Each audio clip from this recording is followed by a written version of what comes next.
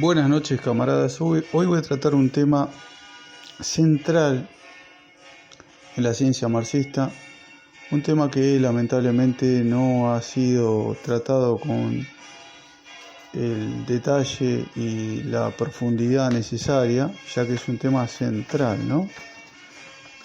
Lenin decía: debemos adoptar el punto de vista de las masas.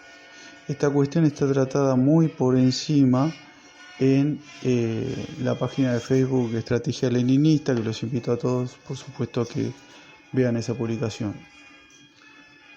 La idea de este podcast es profundizar lo escrito en esa página, ampliándolo sustancialmente. Bueno, vamos por partes. ¿Qué significa adoptar el punto de vista de las masas? ¿Renunciar a la ciencia marxista o aplicar la política marxista de acuerdo a cómo las masas entienden la realidad? Bueno, en primer lugar, de más está decir que jamás vamos a renunciar a la ciencia marxista, los marxistas leninistas, por supuesto, ¿no? Pero bueno, tenemos que separar dialécticamente en un par de contrarios materialistas la comprensión de la realidad que tienen los dirigentes contra la comprensión de la realidad que tienen las masas. Y siempre debemos entender que debe prevalecer, debemos tomar en un primer plano, en primera consideración, a cómo las masas entienden la realidad en cada momento en el cual diseñamos las políticas. Eso no implica, por supuesto, que los dirigentes renuncien a la comprensión más avanzada de la realidad que disponen, por supuesto que no. Solamente significa que cuando se va a diseñar una estrategia política, se la diseña contemplando en primer lugar lo que las masas piensan que está pasando en nuestros países. Las revoluciones las hacen las masas, con lo cual es primordial y fundamental su actuación, y su actuación depende de su comprensión. Entonces voy a poner un ejemplo que lo traté también en el podcast anterior, ¿no? El caso de las elecciones. Para los dirigentes, las elecciones burguesas están caducas. El sistema democrático, republicano, representativo está caduco luego de la gran revolución socialista rusa y china, cubana, etc. Ha perdido su importancia histórica y le ha dejado su lugar a los soviets, o por ejemplo en Venezuela la Asamblea Nacional Constituyente, ¿no? Sin embargo, esa tesis de los dirigentes, que es cierta, por supuesto, está en contraposición con la ilusión que despierta en las masas las elecciones. Las masas, o un sector importante de ellas, en las masas predomina la idea de que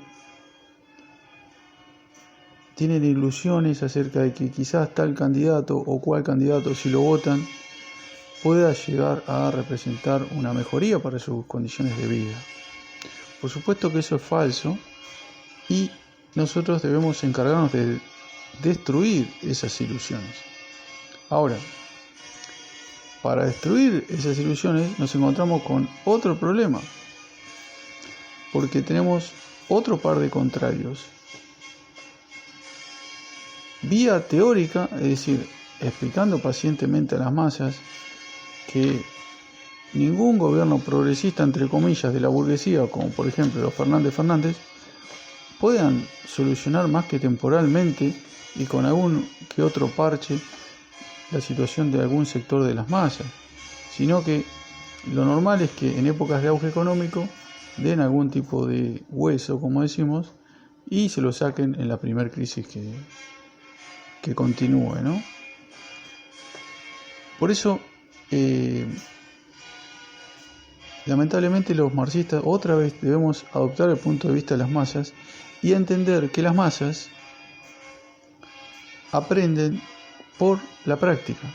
Lenin decía el ejemplo que es mucho más instructivo para las masas una huelga en la cual participan activamente y entienden la ferocidad con la cual los patrones defienden sus privilegios, que uno se le ponga a dar cursos o seminarios sobre la lucha sindical, ¿no? 1000 seminarios se pueden dar, en una sola huelga les va a enseñar más. Entonces, acá vemos que, como decía al principio, en el ejemplo de qué entendían las masas, podemos ver que eso es el presente. ¿Y qué entenderán las masas? Es decir, si con el tiempo logramos destruir, aunque sea parcialmente, las ilusiones en este sistema democrático caduco, burgués, eso se podría dar en un futuro. La cuestión central es cómo el punto de vista de las masas varía desde el presente hacia el futuro y qué método debemos utilizar para resolver esa contradicción. Decía, el método de la práctica. Como corolario, consecuencia de lo que estaba explicando anteriormente, es decir, de cómo se destruyen las ilusiones de las masas en los políticos burgueses, debemos, lamentablemente, apoyar a la fracción progresista de la burguesía en contra de la fracción conservadora. Pero esto hay que tomarlo con pinzas. Eso no implica fusionarnos electoralmente, como hizo el Partido Comunista Argentino y otros partidos más, en el frente de todos. Siempre se debe mantener la independencia de las agrupaciones del proletariado. Es uno de los principios leninistas más importantes.